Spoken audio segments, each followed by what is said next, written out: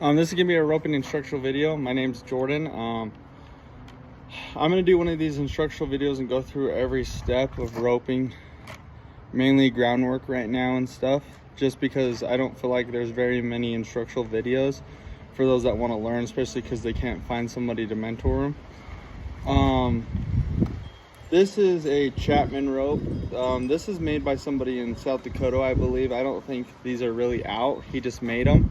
It's a 4-strand nylon pink rope. It's a ranch rope, so it's kind of long. My favorite one, I usually head. My favorite's like a 32 footer. My favorite one is the Powerline Light 3/8 blue rope. But I have roped with the Heat. That's the one I first started out with. I don't mind it. It's just a little bit more stiffer. I do rope with an XS, so an extra soft, just because I like the feel of them. I feel like they swing a lot better, and I'm kind of an aggressive swinger, so I feel like it works for me. So first off, we're gonna go over the parts of the rope. This is called, we'll go from this side to the back. This is your loop. This is called your burner, your Honda or Honda, the eye of the rope. This part is called your spoke. This is, I don't think there's a specific part for the stuff that goes in between your hands, but if I find out, I'll let you know. This is the coils. Usually in a 32 footer or so, you'll have 3 coils in your hands. That's my preferred thing, and usually you'll make your coils all equal, and I usually make them about a dinner plate. But I'll have a lot more in this one just because it's like a 40 to 50 foot rope, and this is called the Tellier rope. So those are the basic body parts, and when I'm setting up, if my rope's all messed up, I'll throw my rope out and coil it up, but I'm gonna start with this side, and I usually have this just above the ground in my tail. I'll step back, and then I'm just gonna make my coils all the same.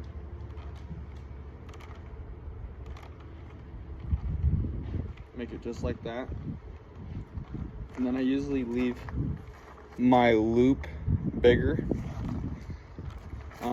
When creating a loop, I grab it, I just feed it, and once I start running out there, I just rotate it over the back of my hand and let it slide.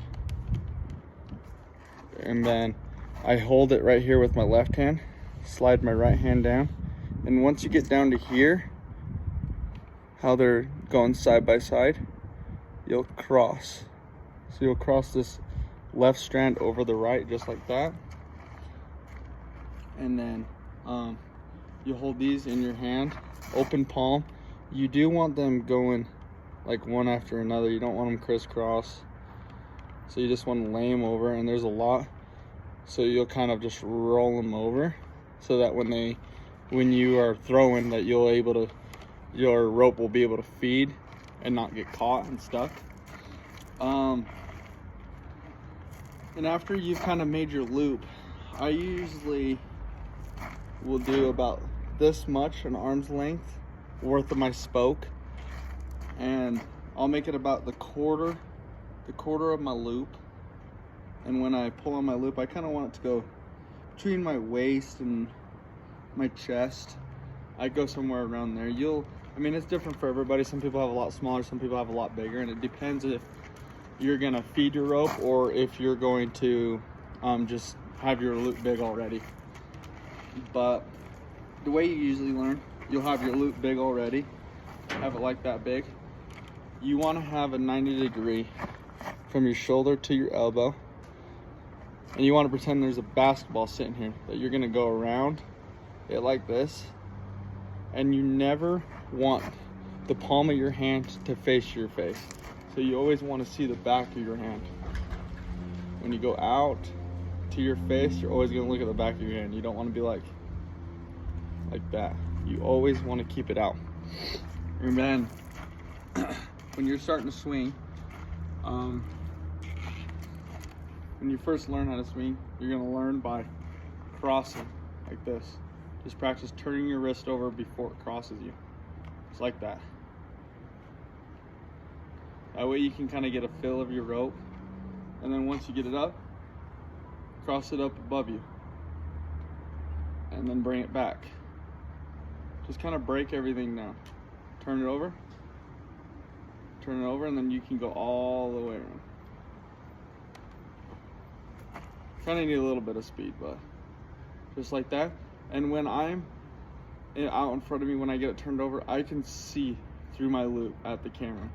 You want to be able to see, you want to be able to look through that loop. That's how you know you're turning it over fast enough, soon enough. And then other thing you can practice is feeding. That'll come later on, but it's a lot easier when you're riding, especially because you can have a smaller loop. So I'll show you. And if I'm gonna feed, I'm going to I'm gonna have about both my arm's length worth of rope, so that when I feed, I end up with that much. So that's a perfect medium. So if I'm down here, I'm not like handcuffed, but I don't have a lot to where it's just gonna get all tangled. But when I do it, I'll turn it over and feed, just like that. So now my loop went from at the ground to almost my head. And then I also have that much. So I'm not, you saw how I was right here? I'm not handcuffed. I'm not like I've still got all of this, so I can go over there, I can come in, I can go out. Yeah, so that'll be just kind of the basics, and then we're gonna learn that throwing the dummy. Thank you.